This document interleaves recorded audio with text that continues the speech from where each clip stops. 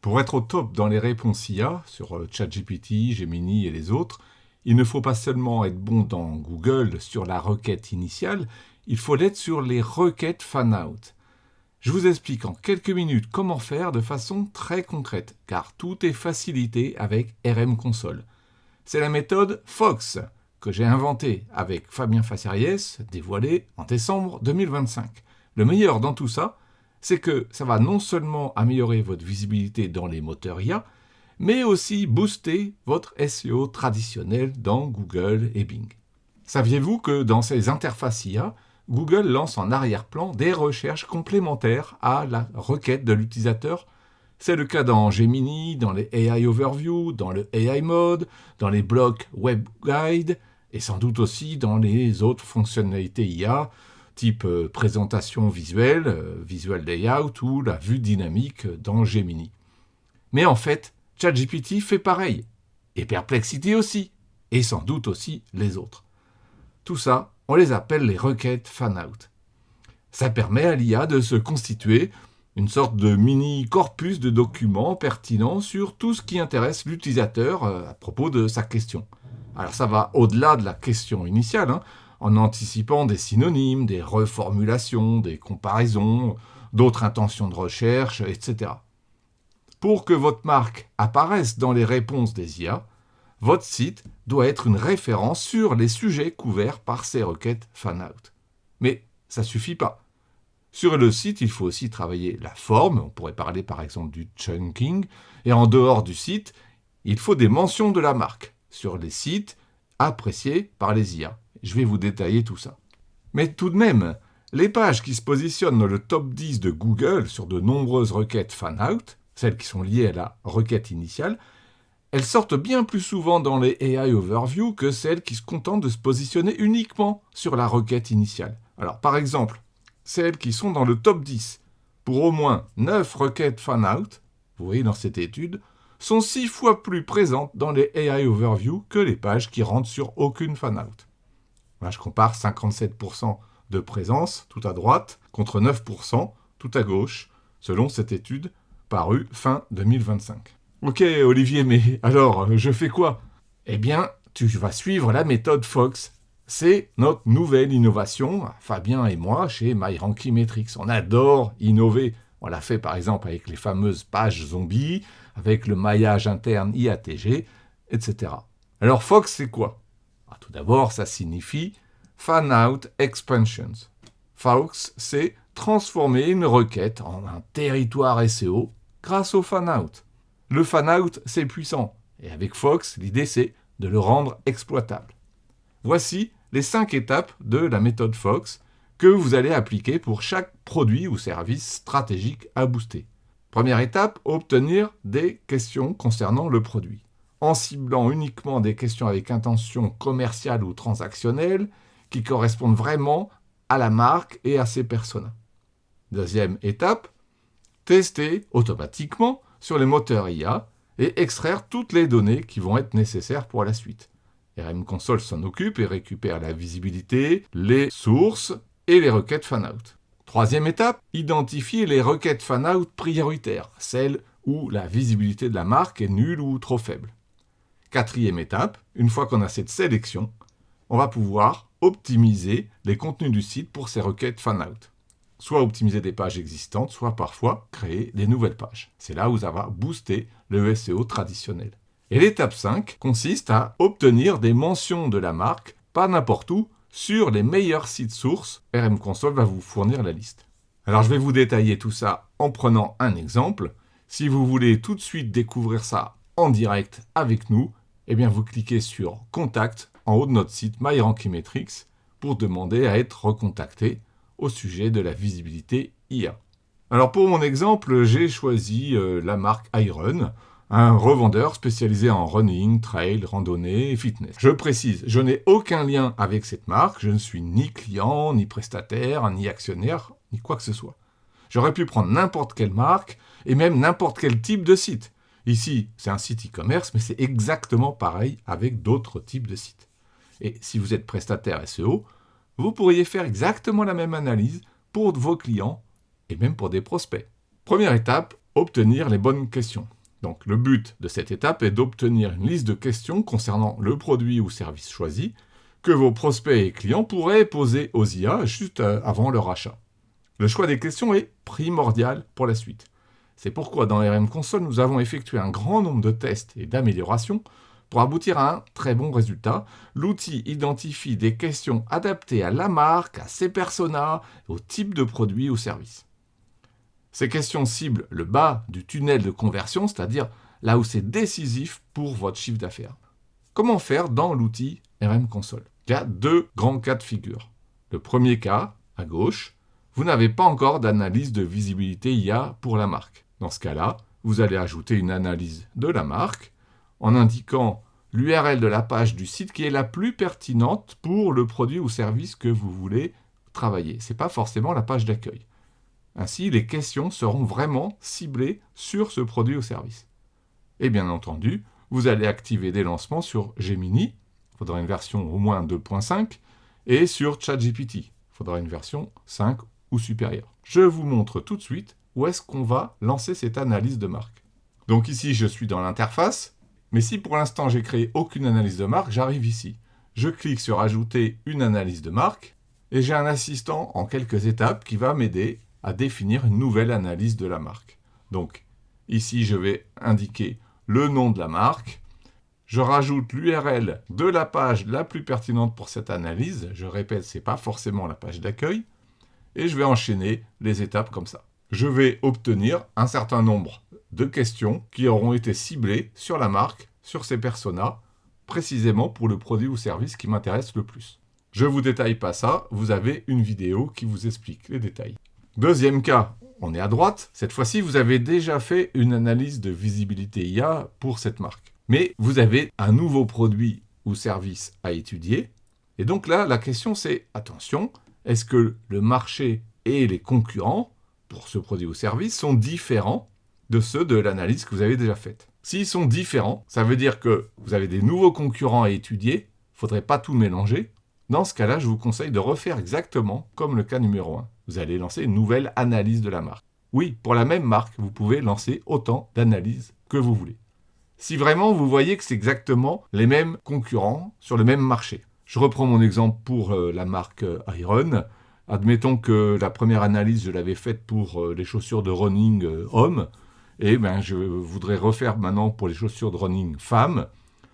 Je considère que c'est le même marché avec les mêmes concurrents. Dans ce cas-là, je vais le faire différemment. Mais si je vais rajouter la thématique des packs de nutrition ou les montres connectées, eh bien là, c'est peut-être des concurrents différents, c'est un marché différent, je préfère faire une nouvelle analyse de la marque. Je vais vous prendre un exemple pour le cas où c'est non, c'est-à-dire que le marché et les concurrents ne sont pas différents, c'est les mêmes. Donc on va juste ajouter des questions dans une analyse de marque qui était déjà présente.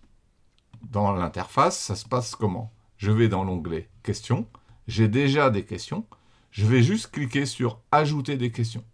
Je vous conseille quand même, dans ce cas-là, si c'est pour un nouveau produit ou service, de les regrouper dans un thème. Donc vous cliquez sur « Ajouter un thème », vous mettez son nom, sa description, soyez bien précis, vous cliquez sur « Utiliser ce thème », puis sur « Obtenir des idées de questions ». C'est aussi simple que ça. N'oubliez pas à la fin d'activer Gemini et ChatGPT, Gemini en version au moins donc 2.5 comme ici, et ChatGPT en version, je vous conseille au moins la version 5, sinon les requêtes fan-out ne sont pas terribles. Donc vous voyez ici, grâce à l'assistant d'analyse de marque dans RM Console, j'ai obtenu une série de questions qui ciblent des produits stratégiques pour la marque et qui sont répartis en plusieurs thèmes. Vous pouvez voir les thèmes ici, avec les scores de visibilité sur chacun de ces thèmes. D'ailleurs, je me rends compte ici que pour certains thèmes, la marque est très très bonne, et pour d'autres, par exemple la nutrition, il y a du travail à faire. Donc là, on a obtenu les questions juste en utilisant un assistant qui va les générer tout seul. Vous pouvez aussi profiter d'un autre module dans RM Console qui est situé ici dans mots-clés, requêtes. Donc là, je vais basculer sur un autre projet pour vous faire la démo. Et vous cliquez sur requête conversationnelle. Et vous aurez en bas une vidéo qui vous explique tout. L'idée, en fait, c'est que RM Console va dénicher les requêtes conversationnelles que votre audience fait déjà dans Google et qui sont fournies dans Google Search Console. Donc ce module requête conversationnelle nécessite d'avoir Google Search Console pour le site étudié. Ce n'est pas nécessaire dans Visibilité IA, où là, on analyse juste la marque, n'importe quelle marque, on n'a pas forcément besoin de Google Search Console. Ceci dit, donc, je répète, les requêtes conversationnelles sont très intéressantes. Pourquoi ? Parce que ce sont celles de vos personas, de vos prospects, de vos clients, des données réelles. Vous pourriez très bien les utiliser et les rajouter ou en rajouter certaines dans le module de Visibilité IA. L'étape 2 consiste donc à analyser la visibilité IA. Ici, vous n'avez rien à faire. Tout est automatique parce que RM Console envoie toutes les questions que vous avez définies au moteur IA de votre choix et ensuite l'outil identifie automatiquement dans les réponses qui sont fournies la présence des marques, les scores de visibilité. L'outil identifie toutes les sources, les sites et récupère toutes les requêtes fan-out. Je continue sur mon exemple. Ici, RM Console a mesuré que la marque Iron a une très bonne part de voix. Si on la compare à ses concurrents, on voit ici que sur la période sélectionnée, la marque est la deuxième par rapport à ses concurrents. Mais grâce au classement par thème, on a vu tout à l'heure que ce n'est pas forcément aussi bon dans tous les thèmes. Et donc, ça serait intéressant d'aller chercher comment optimiser la visibilité pour les thèmes sur lesquels on a encore des faiblesses. Étape 3. On va identifier les priorités via l'analyse des requêtes fan-out. RM Console a récupéré toutes les requêtes fan-out. Je précise qu'il s'agit des requêtes choisies par les moteurs IA qui correspondent à des intentions de recherche majeures pour les produits et services que j'ai adressés avec mes questions. Je prends un exemple ici, je clique sur la première question et je vais revoir la réponse qui avait été fournie donc par Gemini. On voit la sélection des marques, la marque étudiée est présente ici, et la liste des requêtes fan-out est là. Donc si je reviens sur mon onglet, je vais voir que le plus efficace, à part de fournir la liste totale de toutes les requêtes fan-out, il y en a quand même beaucoup ici, plus de 6000, vous avez de quoi faire. Le plus intéressant ici, c'est que RM Console permet d'identifier les requêtes fan-out pour lesquelles votre marque sort très mal dans les IA sur les questions concernées. Il suffit de filtrer les questions en fonction du score de visibilité obtenu par la marque. Vous avez une visibilité de 0 si la marque n'a jamais été mentionnée dans les réponses pour la question concernée. Et un faible pourcentage, comme ici 1,9, signifie que la marque est trop souvent absente. Si vous ne faites pas cette sélection et que vous prenez les requêtes fan-out d'un seul coup, vous risquez de bourriner en créant des tonnes de contenu sur toutes les requêtes fan-out. Grosse erreur, à mon avis, car vous risquez de créer des contenus dupliqués ou de faire de la suroptimisation. Donc moi, je préfère trier par visibilité de la question qui a déclenché les requêtes fan-out avec, en premier, les moins bons scores. Alors ici, j'ai trié par visibilité et je vois par exemple pack nutrition performance sportive avec une visibilité à 0. Clairement, il y a un problème parce que ce produit est stratégique pour la marque et pour l'instant, la visibilité est à 0. Ça signifie que sur l'ensemble de tous les lancements de la question sur les moteurs IA, sur la période que j'ai choisie, la marque n'a jamais été mentionnée. La première chose à faire, c'est clairement de vérifier que le site couvre correctement les requêtes fan-out. Alors, à côté de la requête fan-out, je vois des petits G ici. Je peux cliquer sur le G en bleu, ça va lancer la recherche sur Google, on va voir si le site est présent. Donc, on passe les liens sponsorisés. Et là, je ne vois pas la marque. Non, elle est absente. Ensuite, si je clique sur le G en vert, ça va lancer la même recherche, mais restreinte au site en question. Et là, en un coup d'œil, je vais pouvoir trouver si oui ou non le site semble avoir une page optimisée sur les packs de nutrition pour la performance sportive. Et donc, ici, il faudrait connaître mieux le site que moi, parce que je ne le connais pas, mais on peut se rendre compte ici qu'il n'y a pas réellement quelque chose qui le cible précisément. Donc ici, finalement, j'ai trouvé un sujet qu'il faut mieux traiter sur le site. Je peux continuer sur d'autres requêtes fan-out stratégiques. On arrive à l'étape 4, où on va optimiser les contenus on-site, sur le site. Parce que vous avez obtenu des sujets que votre site doit absolument couvrir. Ce sont des vraies pépites. Et le meilleur dans l'histoire, c'est que ce process va booster votre SEO traditionnel. Et de façon secondaire, j'ai envie de dire, ça va faire monter votre marque dans les réponses des IA. Et là, je ne parle pas que de ChatGPT, j'inclus aussi Gemini ou les AI Overview, le mode IA de Google. Donc, comme je l'ai expliqué, vous avez cliqué sur l'icône G en vert pour voir immédiatement si, selon Google, vous avez soit aucune page pertinente, faudra envisager d'en créer une, soit une seule page pertinente, vous allez l'optimiser si elle est bien, soit vous avez plusieurs pages pertinentes, dans ce cas, il va falloir choisir la bonne et l'optimiser. Peut-être que dans ce cas, vous devriez jeter un œil à l'outil de détection de cannibalisation qui est inclus dans RM Console. Il pourrait vous aider. Bon, attention, au final, c'est à vous, l'utilisateur de l'outil et connaisseur du site pour lequel vous travaillez, de déterminer ce qu'il faut faire. Soit enrichir et optimiser ou mettre à jour une page existante, soit créer une toute nouvelle page. Alors j'aime bien être vraiment concret, alors je continue. Comment vous allez optimiser la page identifiée à bosser sur des requêtes fanout? Eh bien, tout simplement, vous avez 3 étapes dans Optimisation. Vous allez cliquer sur Page à optimiser et vous vous laissez guider dans les suggestions d'optimisation qui sont essentiellement éditoriales, un petit peu de technique également si jamais vous aviez fait un audit technique du site. Vous avez une vidéo qui vous détaille tout, je vous laisse la regarder. Deuxième étape, vous allez vérifier si par hasard, vous ne pourriez pas booster cette page par le maillage interne. Donc pareil, vous cliquez sur maillage interne, vous suivez la vidéo si vous ne l'avez pas encore vue, et là vous allez voir qu'il y a un assistant qui va vous optimiser le maillage interne de la page qu'il faut travailler avec une méthode extrêmement efficace. C'est la méthode IATG.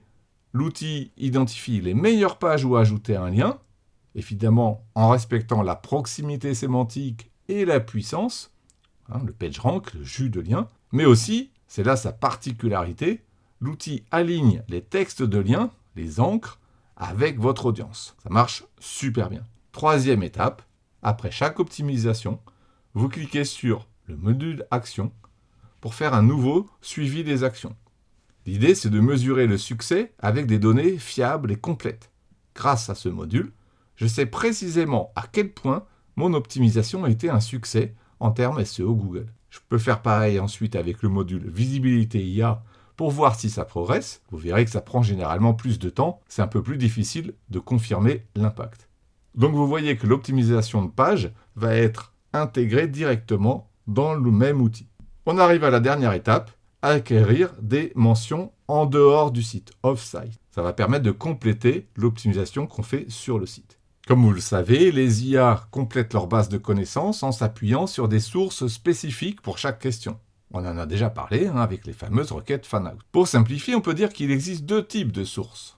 Un site associé à une marque, et qui est mentionné dans la réponse, ou un site qui n'est pas associé à une marque, il est indépendant, un site tiers. Le premier cas de site associé à une marque, il est intéressant si c'est votre marque. Parce que dans ce cas-là, ce sera un moyen d'obtenir du trafic. Vous avez besoin de vérifier que le site de votre marque bénéficie de nombreux liens. Donc ici, par exemple, si je vais dans Sources, je vais vérifier que ma marque bénéficie de nombreux liens. Ici, c'est le cas, tout va bien. Mais avec la méthode Fox, en fait, je voudrais m'intéresser au deuxième cas. C'est quand le site source est un site indépendant de la marque étudiée, et même différent de vos concurrents. Il va s'agir d'opportunités pour mettre en avant votre marque. Si un site est fourni en tant que source par un moteur IA, et même souvent fourni en tant que source, alors ça veut dire qu'il est jugé pertinent et fiable. Et même si vous ne le connaissez pas, vous devriez sans doute vous débrouiller pour que votre marque soit mentionnée dessus. Donc dans RM Console, c'est l'onglet Sources. Vous allez trouver dedans des opportunités parmi les sites utilisés en tant que source par les IA. Alors dans mon exemple, je vois tout de suite sous iRun, Trustpilot. Il est très haut dans la liste. Les IA semblent donc fortement se baser dessus. Si mes concurrents y sont et pas moi, c'est clairement une énorme lacune. Je peux aussi chercher si des sites connus dont on parle souvent dans le GEO sont présents. Par exemple, Reddit. Est-ce que Reddit est présent? Oui, il a eu 91 liens dans toutes les réponses que j'ai étudiées pour cette marque. Ça peut être effectivement intéressant d'avoir une présence sur Reddit qui met en avant la marque. Est-ce que c'est le cas aussi de Wikipédia? Encore plus, 274 liens. C'est pas toujours simple d'être présent sur Wikipédia, mais si votre marque a la capacité à y être et que vous êtes pour l'instant absent, c'est clairement une opportunité majeure. tester également YouTube, avec ici 155 liens. Là aussi, très important d'y être. On peut chercher aussi des sites médias. Mettons là dans le sport, je vais chercher l'équipe.fr. Voilà. Donc il est présent. Ça veut dire que ce serait intéressant si la marque est mentionnée sur ce site, puisque ce site est souvent une source choisie par les IA. En fait, ces données sont ultra précieuses. En fait, vous pourriez même les utiliser d'une autre façon. Imaginons, vous êtes contacté, on va dire même prospecté, par un site qui vous vend de la visibilité et qui vous parle du géo ou des IA. Il propose de publier un article qui mentionne votre marque. Bon, c'est top, mais avant de conclure, vous tapez ici le nom du site dans le formulaire de recherche et vous voyez combien de liens il a obtenu sur votre thématique. Si vous êtes à 0 ou un seul lien, ça veut dire que pour l'instant, c'est un site qui est inconnu ou pas choisi comme une source importante pour les IA. Alors voilà pour la méthode Fox. Je vais terminer juste avec quelques autres éléments importants. RM Console inclut aussi le module IndexNow.